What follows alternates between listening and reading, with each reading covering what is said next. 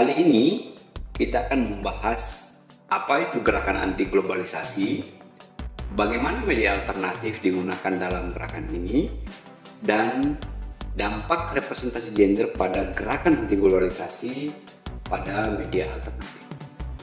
Kita akan mengulas artikel Gender Representation of the Anti-Globalization Movement in the Alternative Media yang ditulis oleh Marta Kolarova. Apa itu gerakan anti globalisasi?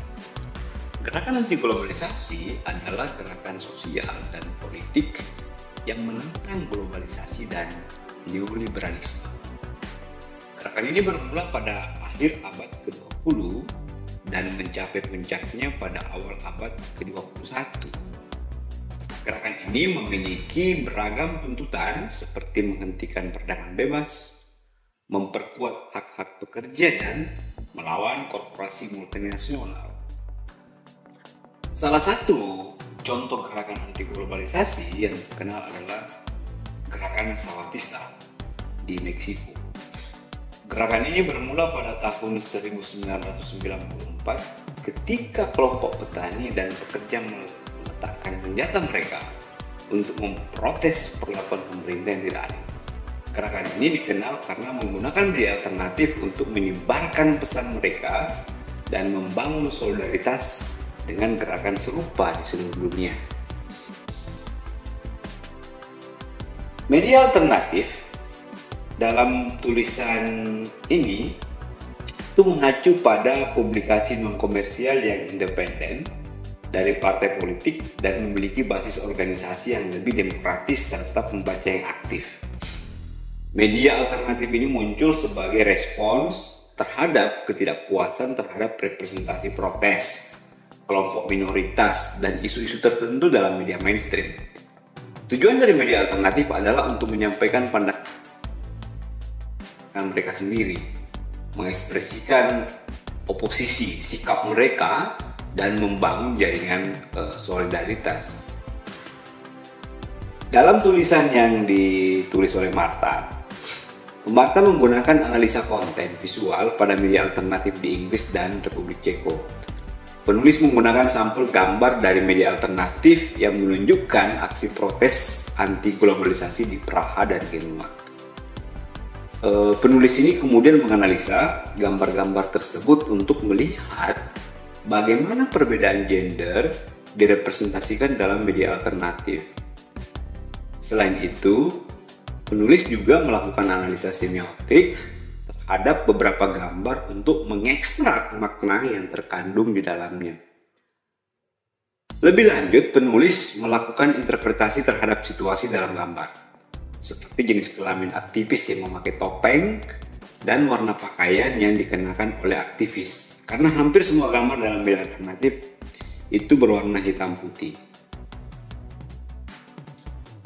Lalu, bagaimana media alternatif menggambarkan laki-laki dan perempuan secara berbeda dalam liputan mereka tentang gerakan ini?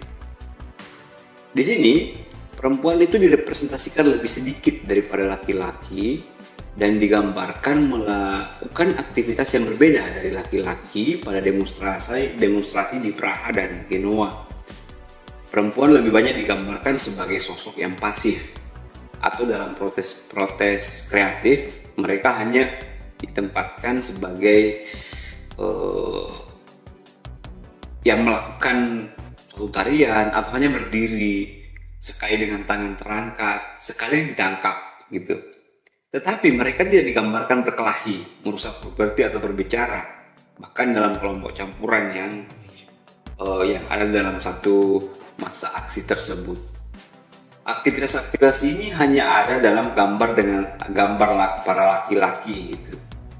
Perempuan itu selalu digambarkan melambangkan protes damai, sedangkan laki-laki diasosiasikan dengan taktik konfrontatif gitu.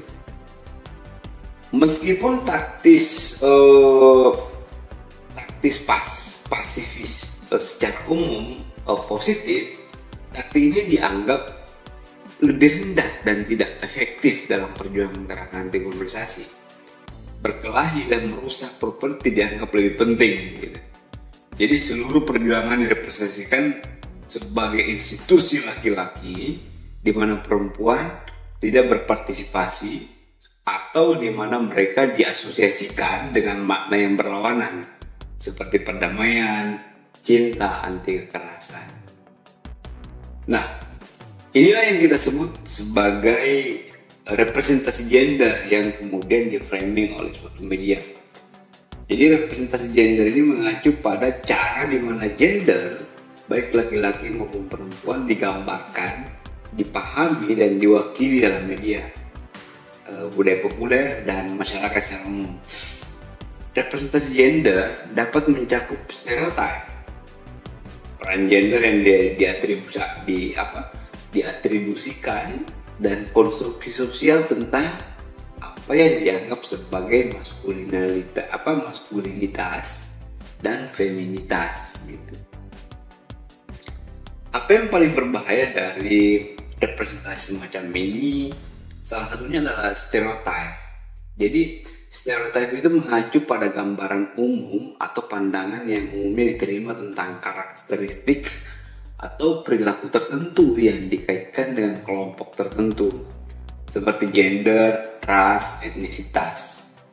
Stereotip seringkali bersifat dangkal, tidak akurat, dan tidak mewakili keberagaman individu dalam kelompok